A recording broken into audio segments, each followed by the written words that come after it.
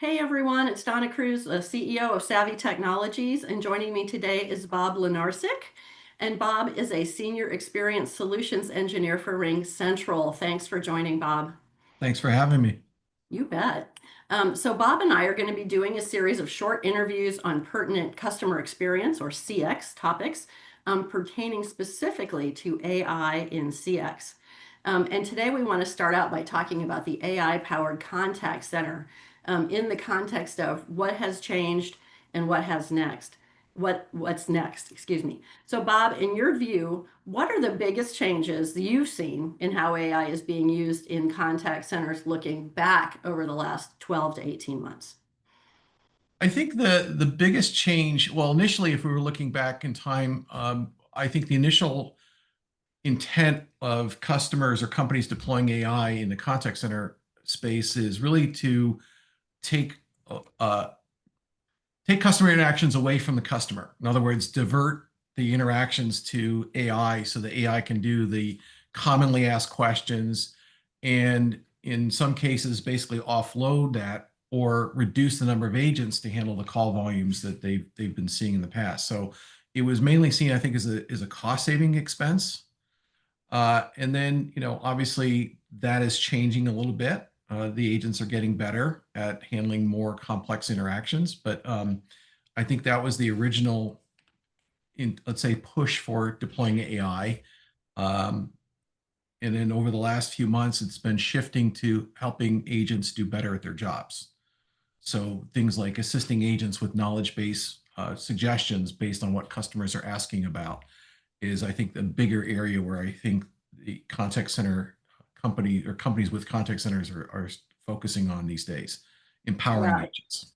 I couldn't agree more. I think, initially people looked at AI and thought, ooh, we're not going to need agents anymore. And what they found out was what we're able to do is we're able to take repetitive tasks away from our agents and allow them to have better conversations with those customers that actually need their help and want to interact with a person.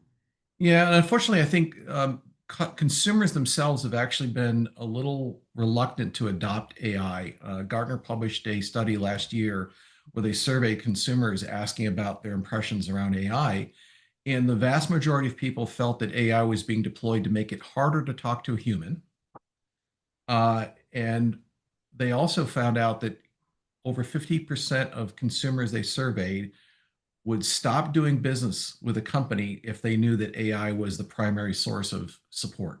Wow, that's interesting. So, I hope you know, companies are paying attention.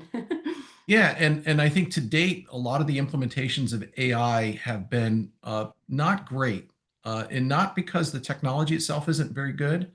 It's because I think they were deploying it without understanding what they were trying to solve for. So I think the thing when I advise companies about leveraging AI in a contact center space is get really clear about what problems you need to solve that AI is good at. Yeah, very true. And a lot of times you're not getting good data in terms of why are people calling in. You don't have the analytics from your existing platform to understand where do I have the opportunities to improve overall customer experience by deploying AI in the right way. Yeah, very, very, very spot on. So let's take our eyes off the rearview mirror and look to the road ahead. Where do you see AI transforming customer experience most in the next year or two? What do you feel like is just starting now that's really going to take off in the next 12 to 18 months? This AI technology is advancing so rapidly right now. It's a little hard to predict how, what's going to happen in a year from now. But what I do see is that the technology itself is getting better, and the drive is around the term of agentic AI, which is essentially an AI that can do more than just answer questions or do very simple tasks, but also do more complex things. Like, for example, booking an airline reservation, where it's not just, I need to book a flight, I need to book a flight and some other things like a hotel or a car. So these AI technologies are integrating with multiple backend platforms and handling the entire interaction start to finish without needing an agent, a live agent. That seems to be where a lot of the technology is being developed today. And what I've seen and what I've been playing with is actually really good. Unfortunately, I think there's still a lot of misconception that AI is easy to deploy because it's smart, right? It's artificial, it's intelligent. The Mhm. reality is you have to tell it exactly what you want the agent to do or not do. In many cases, especially with language models being very broad and not specific, if you don't give the agent that you're building uh, the model for very specific instructions of what they should be focusing on and what things they should not do, it can leave the customer with unintended, or it could have unintended consequences. Basically, in other words, Mhm. we've all heard that AI has a tendency to hallucinate, make up facts, and so you have to be very careful to tell the agent to not go beyond a certain set of parameters to just to make sure that they're not misinforming a consumer. Yeah, very So important. beyond that, I think where really AI will start to show real benefit to customer experiences when they actually have data about the consumer when they contact the company and say, I'll give you an example. I bought some shirts recently at a retail store, had a great, I love the product. And so they just offered me a really heavy discount on buying some more shirts. So I went online and bought some more shirts.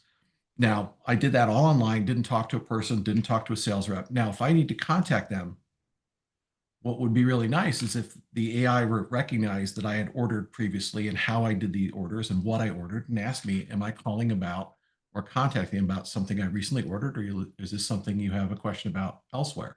In other words, consumers want to feel like the company knows them, they appreciate the business. And I Mhm. think where AI can really make a difference in CX is to have that historical knowledge about a consumer and be able to react to potentially why they're calling in. Because reality, most of the time, you're going to contact a company for support for something you've already done business with them. You've bought a product or a service and you're calling them about getting some help. And so Yeah. if they can be smarter about that and understand my history, it gives that better connection for the consumer to feel like the AI is actually working for them rather than making it harder for them to get what they need done. Yeah, and not having to repeat themselves too, right? I mean, I think we've Yes. all had those annoying interactions where we're calling about something, be it an order or a financial institution, and we have to repeat our information and sort of re-verify 3 or 4 times, and you think, isn't it all the same company? And what, again, like, why don't they know me, or why aren't they able to pass this along? So, Yeah, and to that end, when I do need to speak to a live agent, the agent should have the context of everything I've talked about, so they don't end up covering the same things over again. yeah. Or they say, "Oh, I see you've struggled with getting this done. Let me help you," rather Yeah. than trying to ask the same question over again. That's another frustration that consumers will say is existed since contact centers started. When you do transfers to different humans, but now from Mhm. agents to humans, that becomes just as much of a frustration.